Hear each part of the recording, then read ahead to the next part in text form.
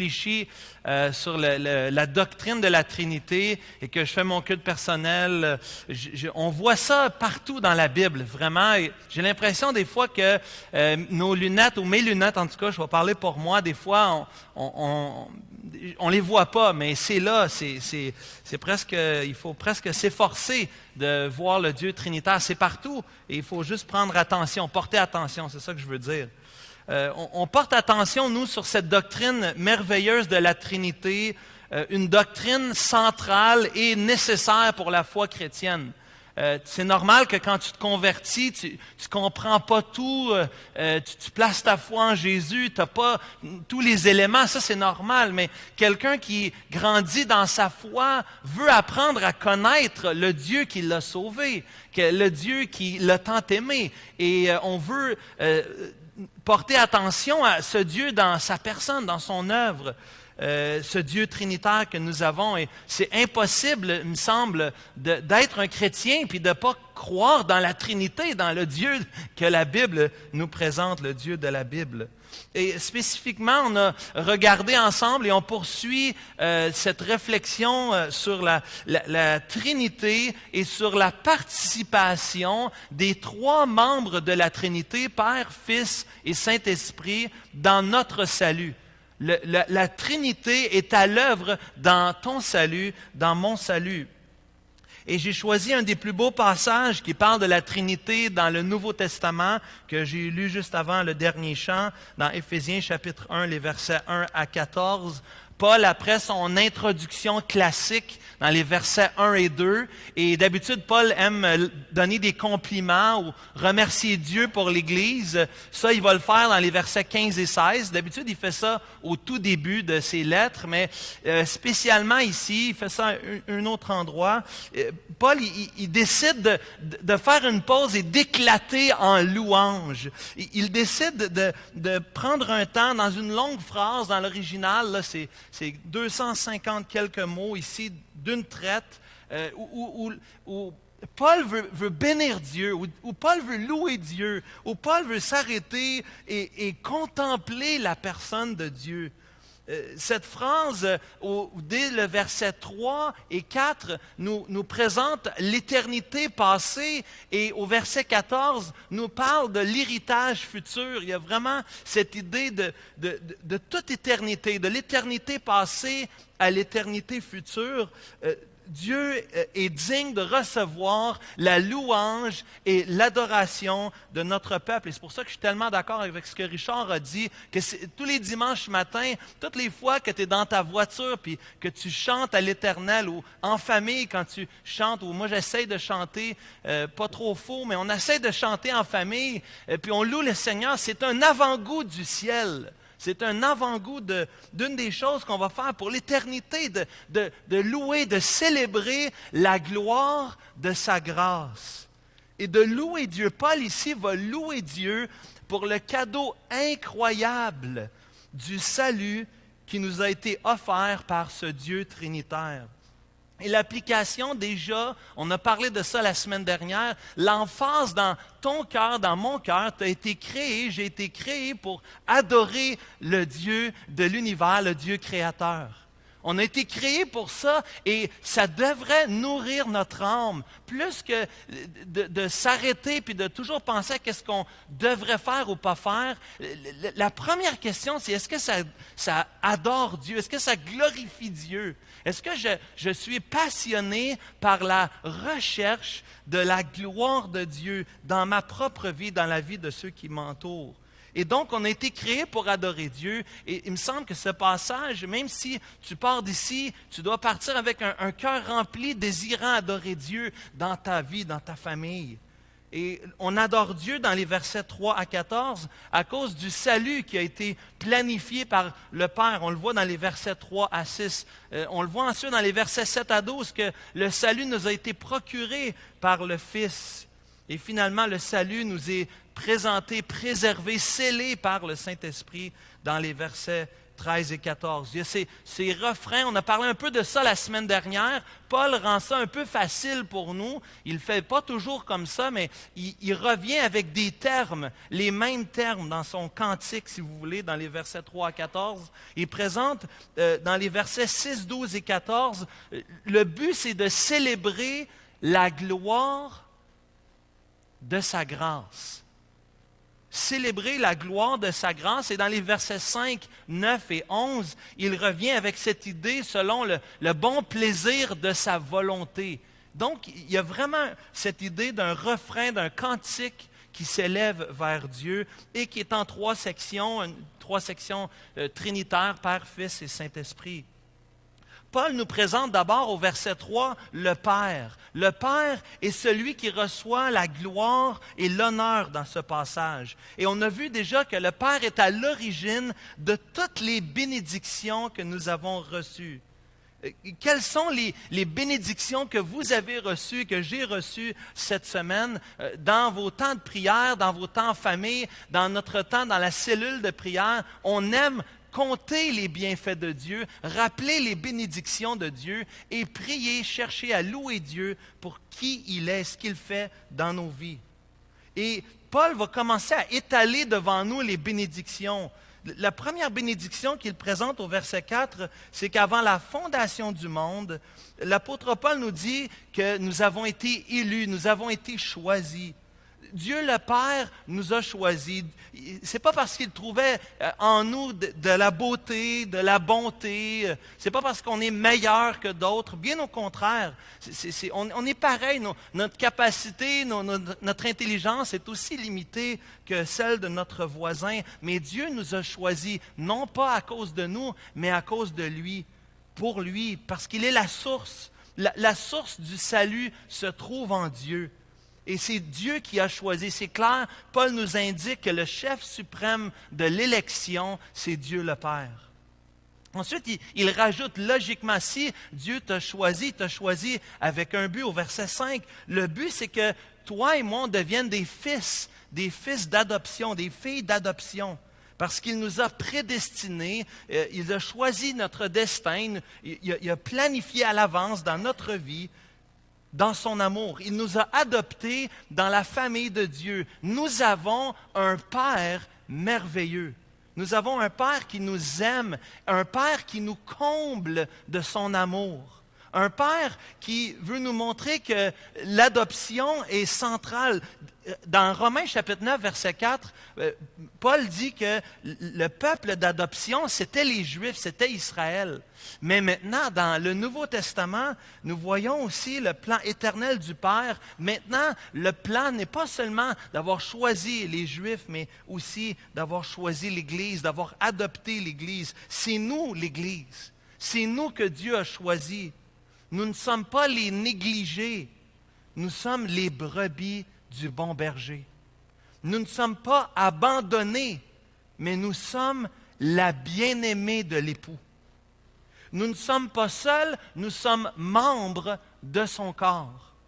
Nous ne sommes pas étrangers, nous sommes adoptés dans la famille de Dieu. C'est tout un message, chers amis.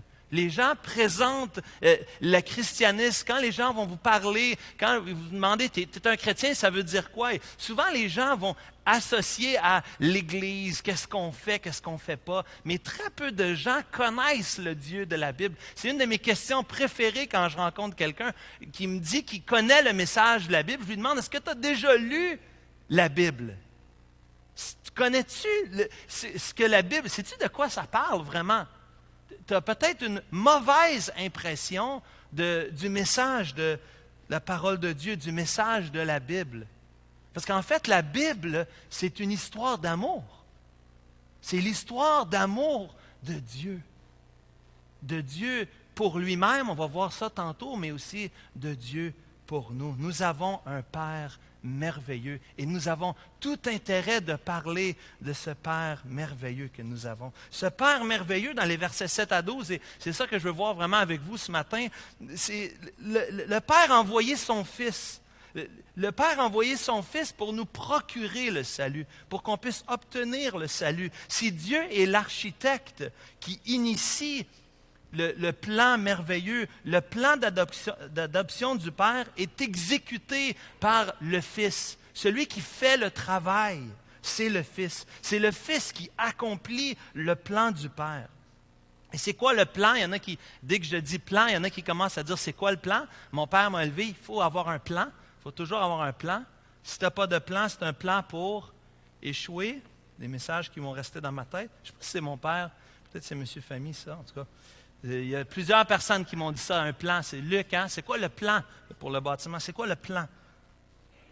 Mais le plan, le texte nous dit dans les versets 9 à 10 que l'Ancien Testament met la table à un mystère qui est révélé dans les versets 9 à 10, qui est révélé dans le Nouveau Testament. Et le plan, c'est que Dieu veut réunir toutes choses en Christ. Dieu le Père veut réunir toutes choses en Christ lorsque les temps seraient accomplis. Dieu, ce qui est important pour lui, c'est sa propre gloire.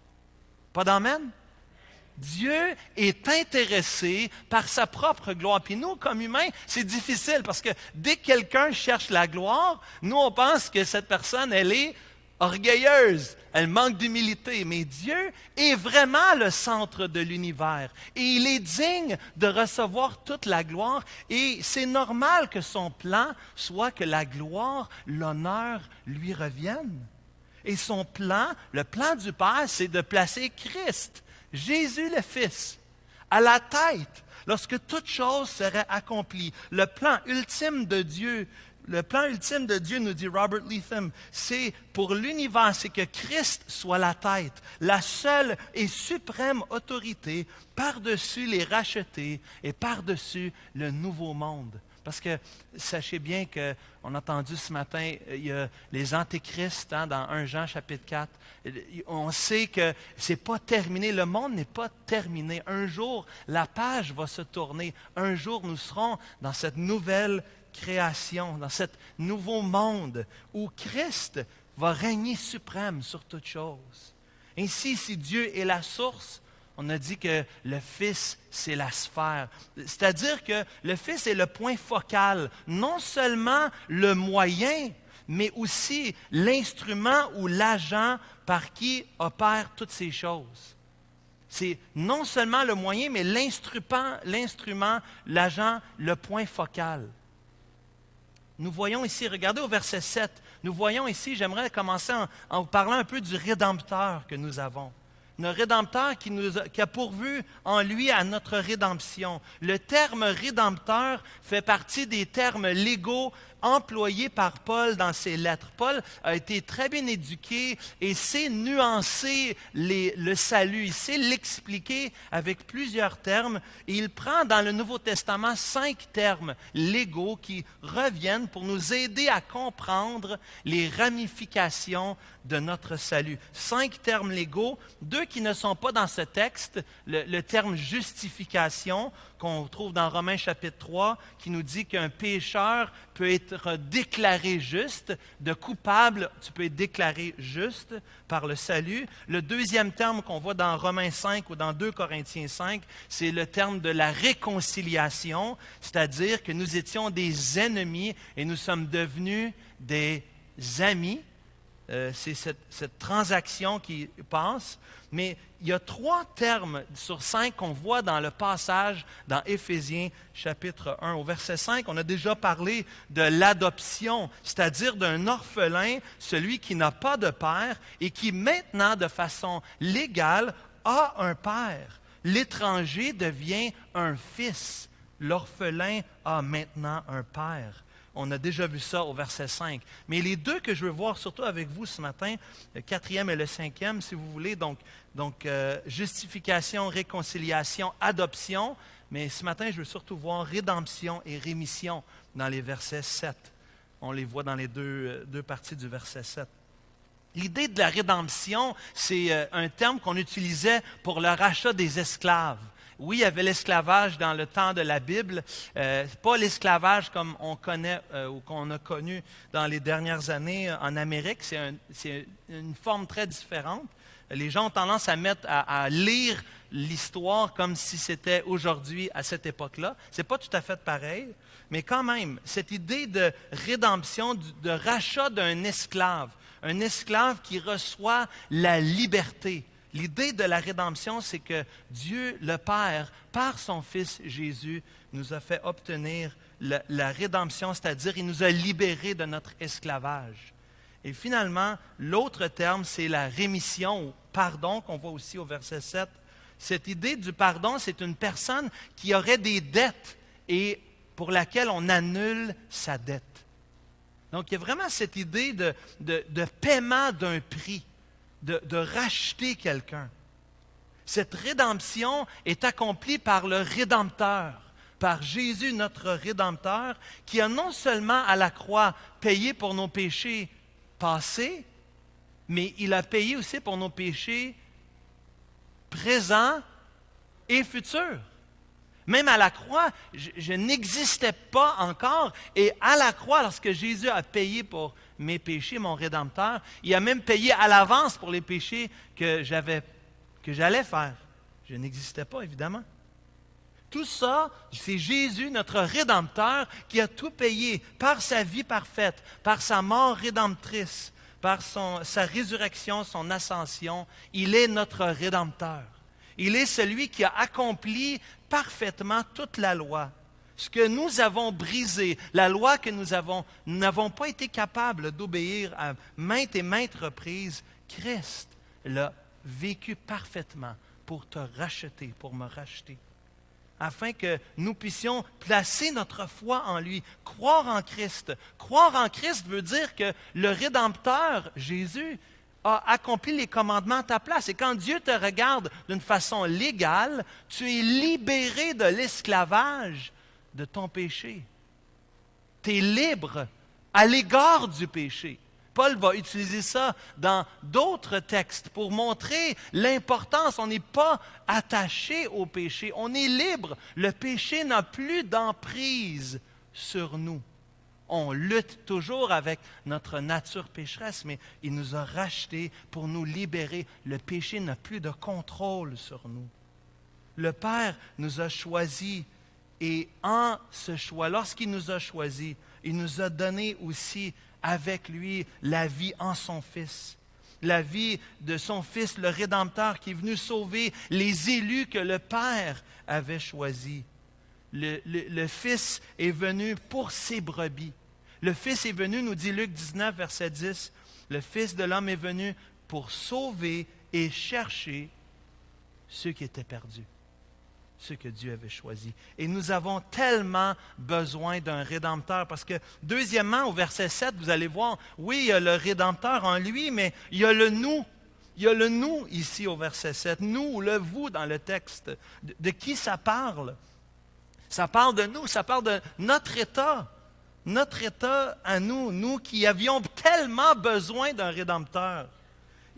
C'est quelque chose qui arrive malheureusement dans notre vie chrétienne. Il nous arrive à vous et à moi d'oublier d'où nous sommes venus. D'oublier. C'est comme si des fois avec les années, on devient insensible. On devient presque endormi. On oublie d'où nous sommes venus. Et Paul ne va pas perdre beaucoup de temps. Dès le début du chapitre 2, Paul veut expliquer. Tournez dans Éphésiens chapitre 2, les versets 1 à 3. Paul veut nous montrer qui nous étions, veut nous rappeler qui nous étions. Nous étions en Adam, nous étions dans nos péchés, nous étions esclaves. Au verset 2, vous étiez morts par vos offenses et vos péchés. Chapitre 2, verset 1.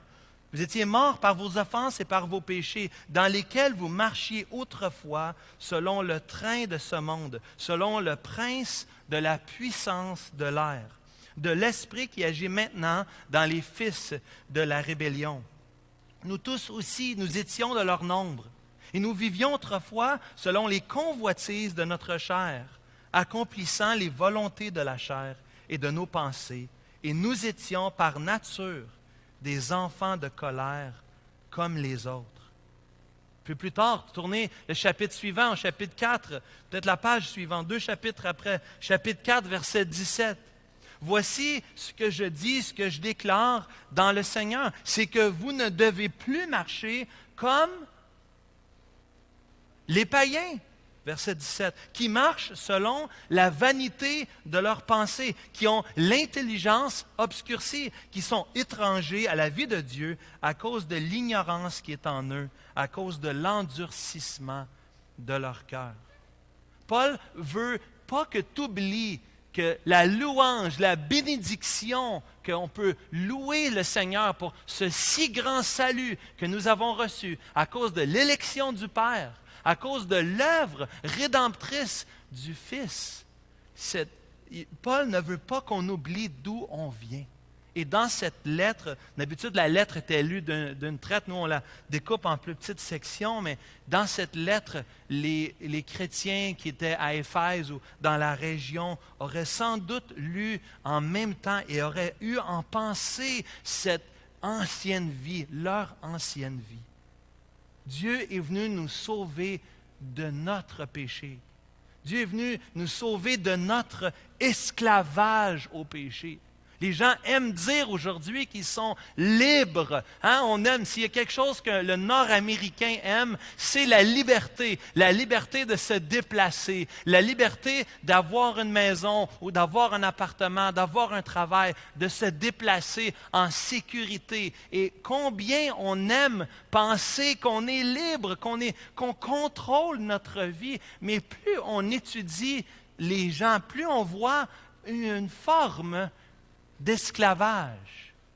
Plus je veux obtenir des possessions, plus je dois travailler ou profiter ou chercher à gagner pour avoir plus, pour que je puisse acheter ce que je veux acheter. Plus je cherche à fuir mes réalités, plus je commence à prendre un verre ou 2 ou 3 ou 4 ou 5. À fuir dans des boissons. Maintenant, on va vivre une nouvelle réalité avec la marijuana qui va venir, qui va être légalisée. Donc, ça te dit, tu as besoin d'un petit buzz pour décrocher de ta longue semaine. Tu peux en prendre, ça va devenir une chose légale. Et plus tu regardes l'être humain, plus tu vois qu'il est esclave finalement.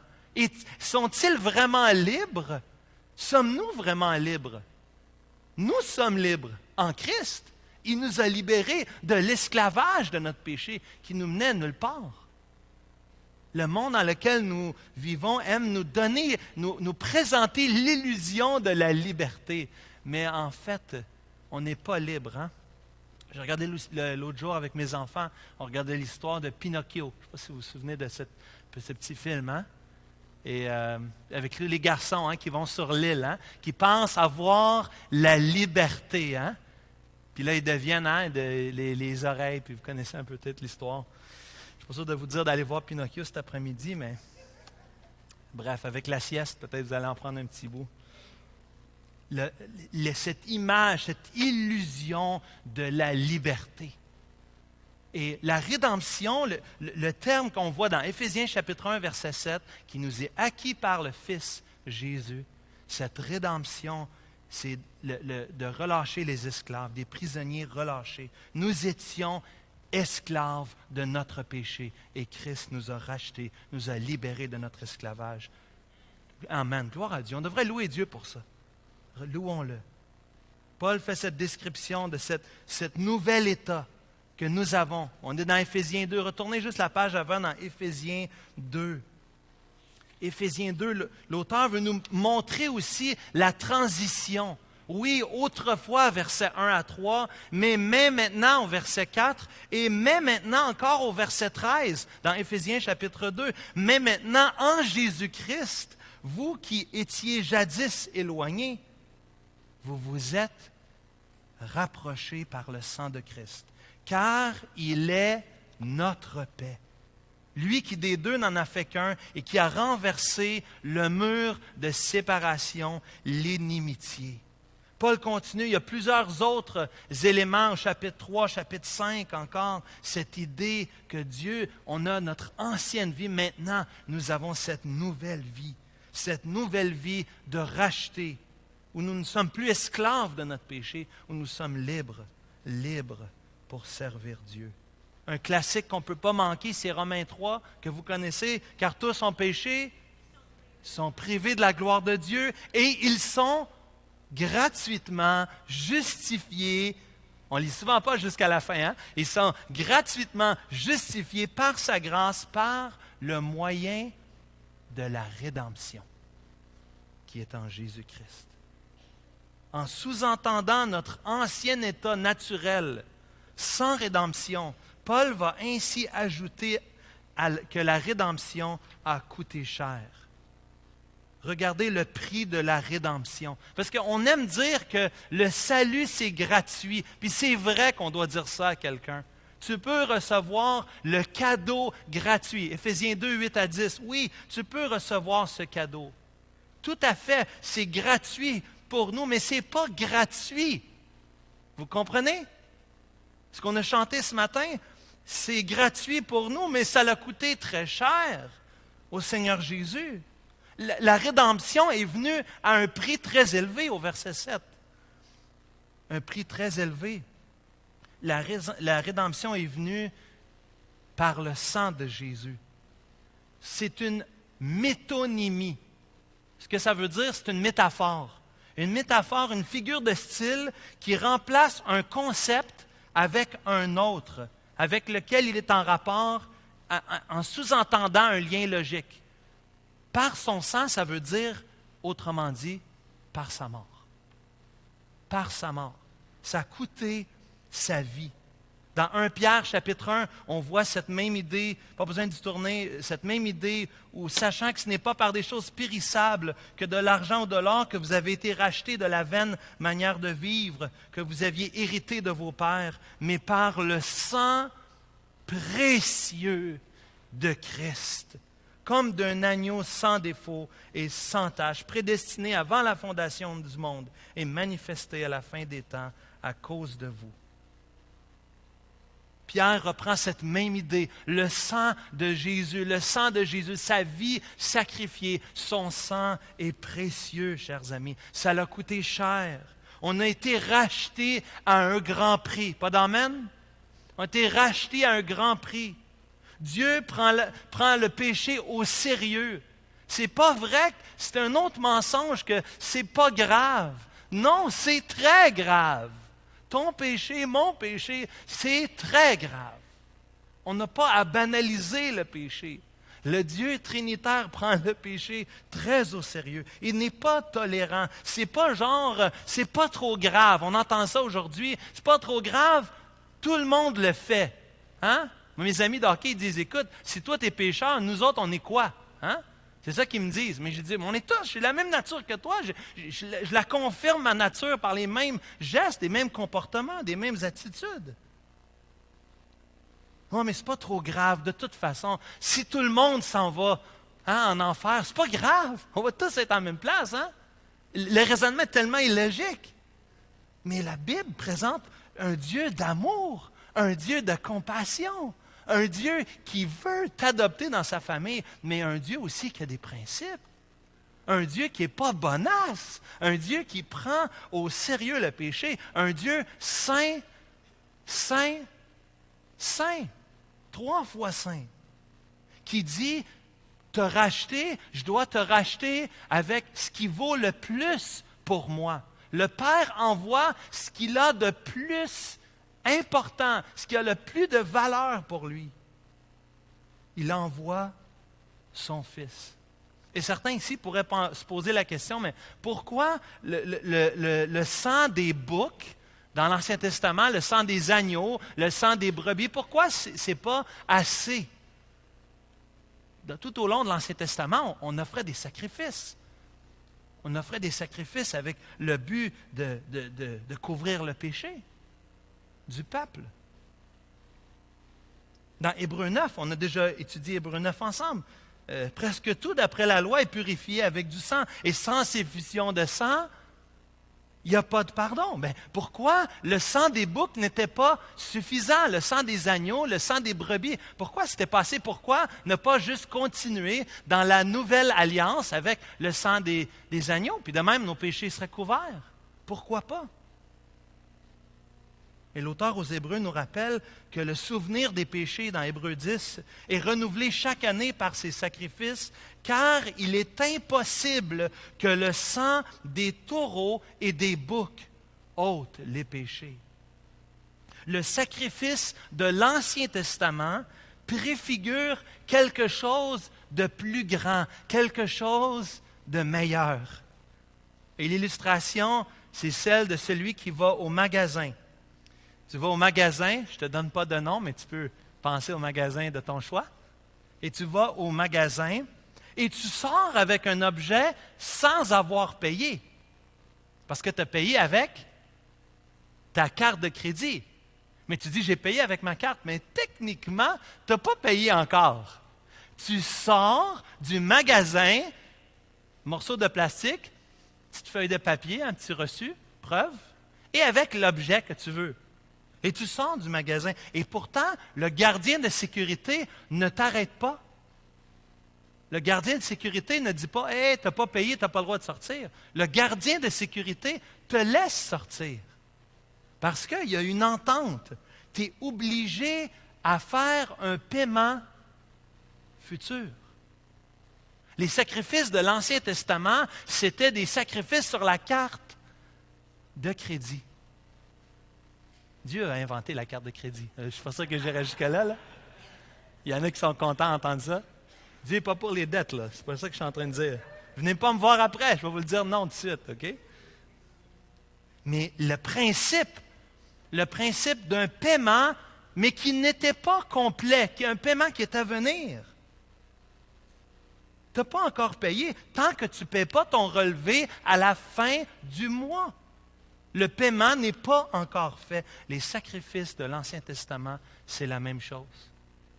Les sacrifices, quand le Père plaçait la main sur la tête de l'animal, qui égorgeait l'animal, la rédemption, le rachat qui était fait à ce moment-là, pour libérer de l'esclavage du péché, pour dire, écoute, c'est payé, le sacrifice est fait. Ce sacrifice n'est qu'un type qui pointe vers le sacrifice, la rédemption de Christ. Le système des sacrifices, nous dit Bruce Ware, est semblable. Ce sont des types, ce n'est pas le paiement complet. Le sacrifice de l'Ancien Testament nous pointe, mon frère, ma sœur, vers Jésus-Christ, celui qui offre sa vie, celui qui verse son sang qui est venu à grand prix, au prix du sang de Jésus. Il est mort pour nous. Et ce qui est paradoxal dans tout ce récit de rédemption, c'est que Dieu se choisit lui-même. Le Dieu trinitaire se choisit lui-même pour être l'objet de sa juste colère contre le péché.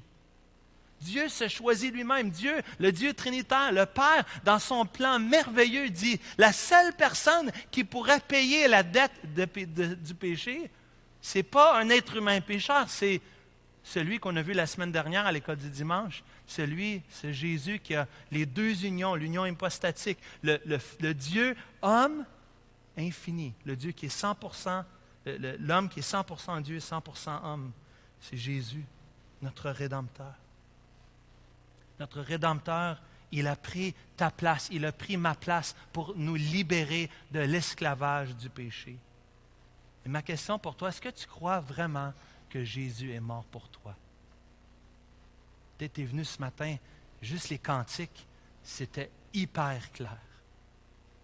Et Éphésiens 1, verset 7 rend la chose encore très simple. L'invitation est la tienne ce matin. Dieu t'invite. Dieu te dit, j'ai payé le prix pour toi. Mon sang a été versé pour toi. Mon sang précieux, nous dit 1 Corinthiens. Le sang précieux de Jésus, 1 Corinthiens chapitre 6, 1 Corinthiens chapitre 7.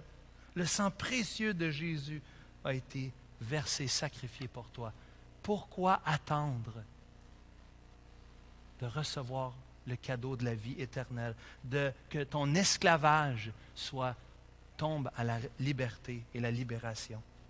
As-tu reçu ce cadeau, le cadeau de la vie éternelle par la rédemption du Seigneur Jésus? Est-ce que tu es inclus dans le nous du verset 7?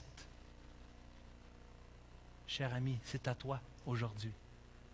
C'est à toi d'accepter le cadeau, de recevoir le cadeau que Dieu t'offre, afin qu'il t'accepte, lui, dans son ciel.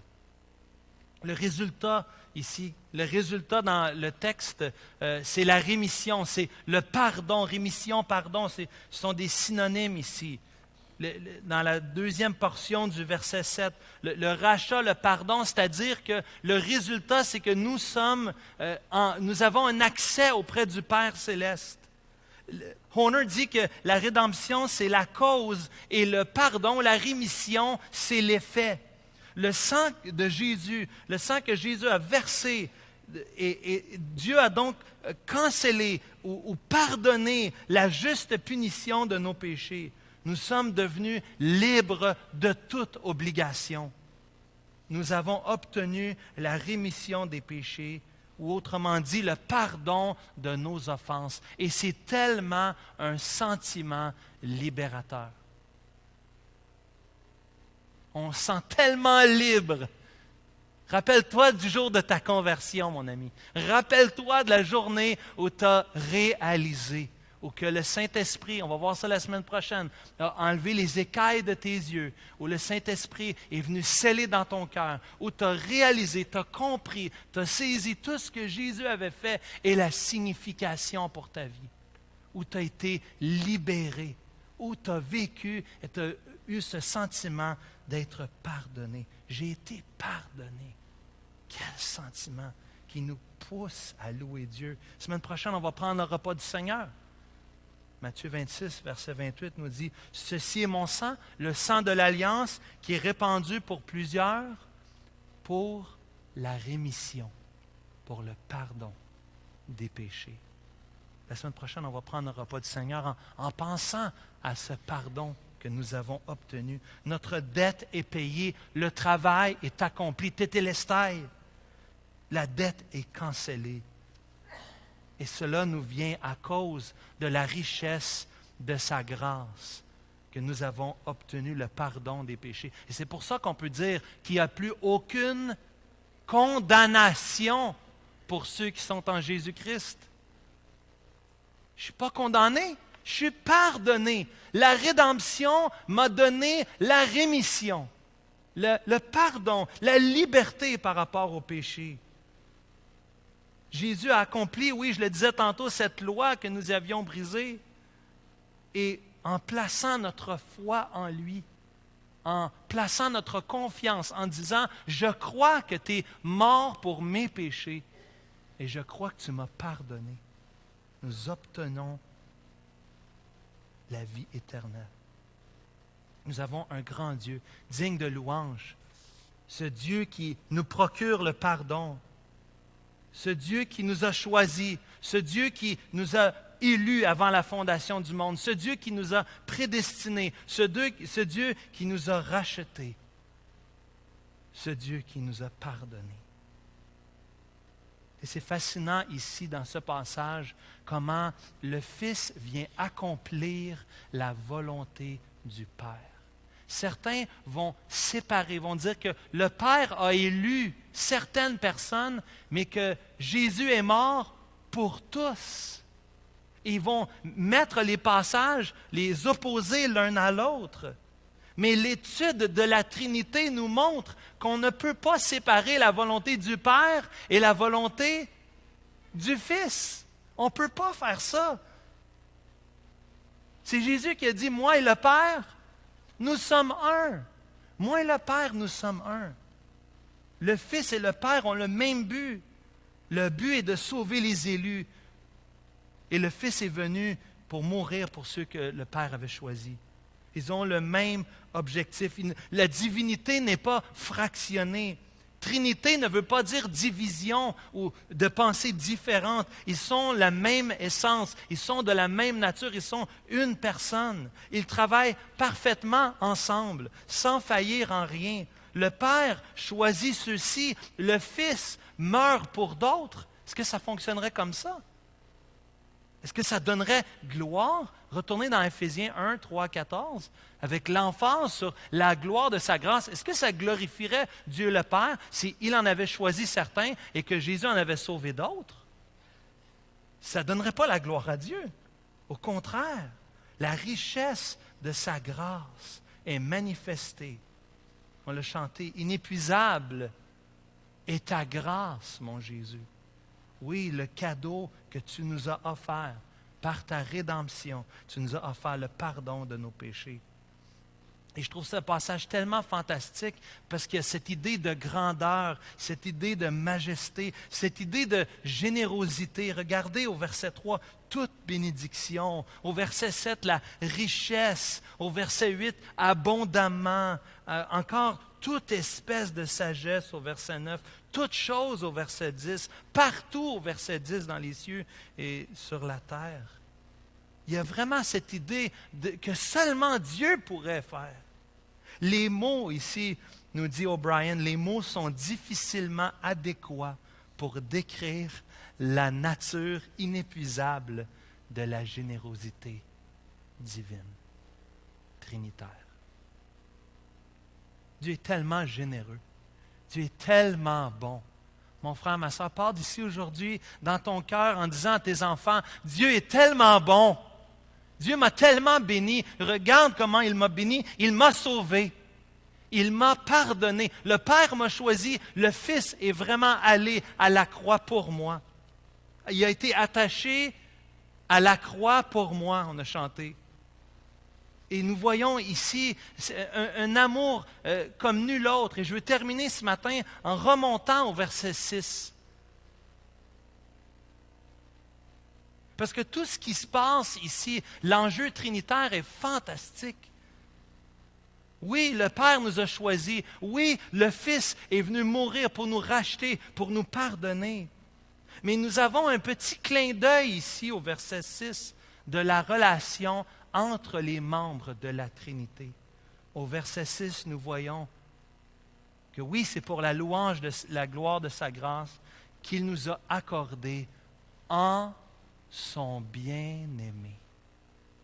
Cela nous parle de la relation entre le Père et le Fils. Dieu a pourvu la rédemption, le rachat de tes péchés, le pardon en son Fils bien-aimé. Cela parle de l'intimité, la proximité de leur relation. Jésus dit, ma nourriture, c'est de faire la volonté de mon Père. Non pas ma volonté, Luc 22, mais la tienne. Je ne fais rien de moi-même, mais ce que le Père m'a ordonné à plusieurs reprises. Jésus fait référence à sa volonté de faire ce que Dieu le Père lui a demandé. Cela parle de l'intimité de leur relation. Jésus est venu accomplir la volonté du Père. Oui, ils ont le même but. Oui, leur sang a été versé. Le sang de Jésus a été versé. Pas une seule goutte a été gaspillée. Au contraire, rien n'a été inutile. Jésus est mort pour les siens, sans faillir en rien. Le Père choisit et le Fils accomplit. Mais cela vient, ce que j'essaie de dire, cela vient de leur relation ensemble, de l'intimité de la relation qu'ils ont ensemble. Pensez à la montagne de transfiguration. Lorsque Jésus monte sur la montagne avec deux des siens, n'est-ce pas? Il monte sur la montagne à la transfiguration. Et la nuée vient couvrir. Et de la nuée sort une voix. C'est Dieu qui parle, le Père. Celui-ci est mon Fils bien-aimé. Écoutez-le. Au baptême de Jésus, tout le peuple se faisait baptiser. Jésus aussi fut baptisé dans Luc chapitre 3. Et une voix fit entendre du ciel ces paroles, « Tu es mon Fils bien-aimé, en toi j'ai mis toute mon affection. » L'affection, l'amour du Père pour le Fils est encore présenté dans Éphésiens chapitre 1 au verset 6. Le Père et le Fils coexistent, nous dit Forsyth. Ils sont égaux dans l'esprit de sainteté, c'est-à-dire dans leur perfection. Le Père et le Fils, c'est une relation inconcevable sans que le Fils soit obéissant, soumis au Père. La perfection du Fils et de son œuvre sainte ne réside pas dans sa souffrance, mais dans son obéissance. En tant que Fils éternel, cela veut dire l'obéissance éternelle. Mais l'obéissance est inconcevable sans une forme de subordination, de soumission. Pourtant, dans son obéissance, le Fils demeure égal avec le Père. On dit que les trois sont égaux, Père, Fils et Saint-Esprit, mais pourtant le Fils choisit de se soumettre. Il poursuit en disant, dans son obéissance, il demeure égal. La soumission du Fils n'est pas moins divine que la volonté qu'exige le Père. Donc, d'après la nature même de Dieu, la subordination ne veut pas dire infériorité. L'amour qu'ils ont l'un pour l'autre, l'affection du Père envers le Fils, mais aussi la volonté du Fils de se soumettre au Père, est un modèle incroyable pour nous, frères et sœurs. Un modèle incroyable qui transforme la perspective de nos relations humaines. Le Père démontre c'est quoi l'amour en aimant son Fils, en envoyant son Fils, oui pour nous, mais dans la Trinité elle-même. L'amour du Père pour son Fils, l'amour du Fils pour son Père, de faire la volonté du Père, de choisir volontairement, de se soumettre. Le Fils bien-aimé, il ajoute, alors Jésus-Christ, le Dieu Fils, il est celui que le Père aime depuis toute éternité. La création, c'est l'extension de l'amour de Dieu. Certains pensent que Dieu avait besoin de créer pour qu'il puisse manifester son amour, et c'est complètement faux. Les musulmans doivent dire ça, parce que Allah n'est pas trinitaire. Allah est seul. Allah n'a personne d'autre à aimer. S'il ne crée pas, il n'y a personne qui peut aimer. Tandis que notre Dieu, le Dieu de la Bible, le Dieu trinitaire, existe en parfaite harmonie, dans un amour éternel qui a toujours existé. La création, nous sommes le débordement de l'amour du Dieu trinitaire. Une fontaine d'amour, de fontaine de l'amour divin qui jaillit, qui déborde, afin que d'autres puissent profiter de cet amour. Le Père prend tellement plaisir en son Fils que son amour pour lui déborde, afin que le Fils soit le premier-né d'entre les frères. Romains 8, verset 29. Dieu n'est pas irrité d'avoir quelqu'un à côté de lui. Ce n'est pas une nuisance pour lui. Il en profite. Il veut avoir son Fils, Saint-Esprit, cette relation éternelle d'amour. Mais il veut nous avoir, nous aussi. Dieu a toujours aimé et a toujours déversé son amour en son Fils en créant le monde que nous voyons. Il se réjouit de faire jaillir cet amour sur ses enfants d'adoption au travers le Fils. C'est pour ça, pour nous, quand on reçoit des enfants dans notre famille, nous, on dit à nos enfants, vous venez de l'amour de maman et de papa. Pas seulement l'acte sexuel, mais l'amour, la communion, le désir que l'amour qu'on a un pour l'autre déborde dans la vie de d'autres personnes et qu'on a des petits êtres humains à côté de nous dans lesquels on peut déverser notre amour. L'amour qui existe déjà entre moi et ma femme jaillit sur l'amour que j'ai pour mes enfants. Ce n'est pas moi qui ai inventé ça, c'est Dieu le Père, le Dieu trinitaire, le Dieu incroyable. Cet amour trinitaire est tellement important pour nous. C'est tellement important d'élever nos enfants en parlant de Dieu et en parlant du Dieu trinitaire, le Dieu de l'univers, parce que ça les aide à comprendre que nous ne sommes pas le centre de l'univers. Ce n'est pas moi. Dieu ne m'a pas créé parce qu'il avait besoin de moi. Dieu était bien en lui-même. Dieu est le centre de l'univers. Mais Dieu m'aime tellement. Dieu t'a tellement aimé, mon frère, ma soeur. Dieu t'a tellement aimé. Il voulait t'avoir avec lui. Il t'invite dans sa famille. Le Père t'a choisi. Le Fils a donné sa vie pour toi. Quel amour! Seigneur Jésus, devant un tel amour, nos cœurs sont bouleversés. Nos cœurs sont bouleversés d'un amour intra-trinitaire, entre les membres de la Trinité. La semaine prochaine, nous allons voir l'œuvre de l'Esprit. Mais de considérer nos propres relations, ma relation avec ma femme, ma relation avec d'autres dans l'Église, venant de cet amour. Cet amour. Tu voulais, Jésus. C'était ta prière pour nous. Moi en eux, toi en moi, afin qu'ils soient parfaitement un et que le monde connaisse que tu m'as envoyé et que tu les as aimés comme tu m'as aimé. On est aimé par le Dieu de l'univers. Seigneur, ça nous pousse à l'humilité. Oh Seigneur, quel amour. Merci de nous avoir aimés, Seigneur. Merci de nous avoir choisis. On ne comprend pas, Seigneur. Mais on te remercie. On t'adore, Seigneur. Nous prions que nos familles, nos maisons soient inondées de cet amour trinitaire. Cet amour du Père pour le Fils et l'amour du Fils pour le Père. Que nos enfants puissent voir ça dans nos maisons. Qu'ils puissent voir l'amour du mari pour sa femme, de la femme pour son mari, des parents pour les enfants, pour les voisins, la communauté, Seigneur. Nous prions, Seigneur, que tu ajoutes à ton Église, qu'un peuple nombreux soit sauvé en entendant parler de ce Dieu merveilleux que tu es. Nous te bénissons ce matin, Seigneur. Nous voulons te donner toute la gloire qui te revient, toi notre Créateur.